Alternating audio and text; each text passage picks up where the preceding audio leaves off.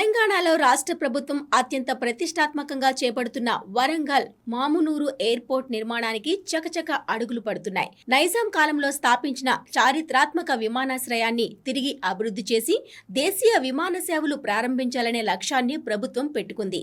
ఉడాన్ పథకం కింద ప్రాంతీయ కనెక్టివిటీని మెరుగుపరచడం లక్ష్యంగా మామునూరు ఎయిర్పోర్ట్ను నిర్మించడానికి కేంద్రం నుంచి అనుమతి కూడా లభించింది.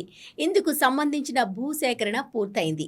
2030 నాటికి వరంగల్ ఎయిర్పోర్ట్ను ప్రారంభించాలని తెలంగాణ ప్రభుత్వం భావిస్తోంది. ఈ అంతర్జాతీయ విమానాశ్రయం నుంచి ఎయిర్ బస్ A320 వంటి పెద్ద విమానాలు సైతం రాకపోకలు సాగించే విధంగా డెవలప్ చేస్తున్నారు. హైదరాబాద్ శంషాబాద్ ఎయిర్పోర్ట్ తర్వాత రాష్ట్రంలో రెండో విమానాశ్రయంగా మారనుంది. వరంగల్ విమానాశ్రయానికి ప్రభుత్వం 500 కోట్లను ఖర్చు చేస్తోంది. మొత్తానికి విమానాశ్రయం అందుబాటులోకి వస్తే హైదరాబాద్ ఎయిర్పోర్టుకు కొంత ప్రయాణికుల రద్దీ తగ్గే అవకాశం ఉంది.